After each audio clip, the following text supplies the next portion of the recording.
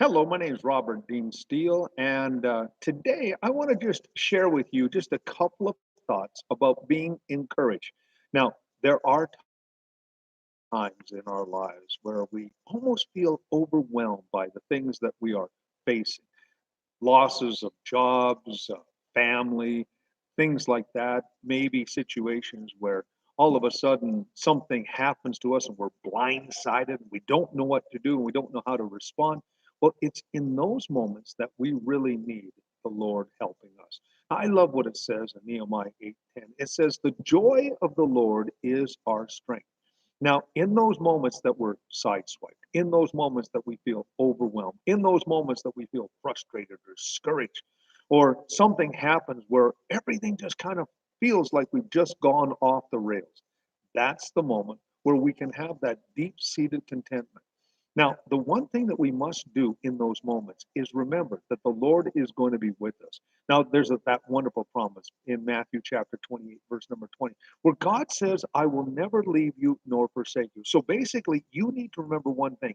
In that moment, you are not alone. Now, the devil, what he likes to do and how he likes to operate is he likes to let people know, or he tries to make them feel like they're isolated, that they're alone, that there's no one else going through the same thing. But you know what Peter says? Peter says, don't think it's strange when you find yourself going through fiery trials. Because often we hear people say, well, no one knows what I'm really going through. No one has ever gone through this before, which is absolutely ludicrous because there are 7.3 billion people on this planet, and 7.3 billion people are not always happy. They're not always going through wonderful things. We all have things that happen to us. Some things we do ourselves, some things that life just seems to throw at us. And in those moments, we need to remember we are not alone, that God has everything under control, that as we put our trust in Him, He is going to bring us through it. We have to remember that. So, number one, remember, you're not alone. Number two, your attitude is absolutely essential on whether you become a victim or a victor. Now, what you'd be doing is saying, okay, God, I don't understand what this is all about. But in this moment, I'm going to ask for your wisdom. And James 1:5 says, if we lack wisdom, we can ask of God, who will give it to us abundantly, liberally. No, that means that basically you may not understand what's going on, but you want to react right.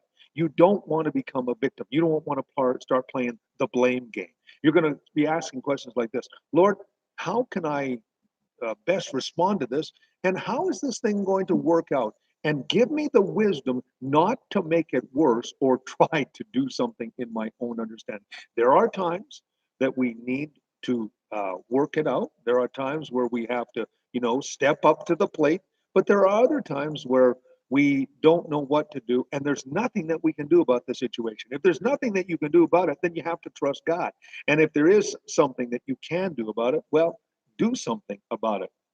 Last Saturday, my wife came to me and she said, the lazy Susan in our house had broken. Well, there was something I could do about it, so I did do something about it. But there are other things that come into our lives that there's absolutely nothing we can do. And so those are the moments that we trust the Lord. So be encouraged in those moments. Those things that you can do, you do. And those things that you cannot do, you leave to God. So don't try and make it worse. Also, as well, pray for understanding because that's absolutely important. The information that you are receiving is not everything that you will receive during the situation or the trial that you're going through. There's more information coming. And so you need to say, Lord, each piece of information that I'm receiving, Lord, give me the wisdom and the understanding to know how to decipher it, how to decode it, how to put it into place. Because each piece of information that you're revealing has its timing. And that's the other issue right there, the timing of God. There are many times where we try to rush ahead of God, or we find ourselves trying to catch up to God. Remember, God is the God of the perfect timing. When everything falls into place, you know what's going to happen? 9 times out of 10, you're going to find yourself trying to catch up with God.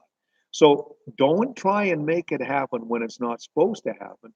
But don't just sit back and say, well, I'm not going to do anything about it. I knew a guy one time who said, I'm just going to wait for God. And he kept waiting for God and waiting for God. And nothing was happening. And so there are times to move, and then there are times to sit back and be still that He is God. But it takes real wisdom to know the difference. I love what it says, and I'm going to close with Isaiah 40:30. Upon the Lord shall renew their strength. They shall mount up with wings as eagles. They shall walk and not be weary. They shall walk and not faint. So basically, what he's saying, you're going to run, you're going to walk. Either way, what you need to do is number one, wait on God. Be still and know and be able to hear His voice. Number two, when it is time to move, you move. And also look for the signs. Say, okay, God, I'm waiting for the sign. I'm looking for it. I'm looking for the big thing. I'm looking for the small thing. And then when God answers, get moving. But be encouraged today. Be encouraged because the answer is on the way. I don't know what you're dealing with today.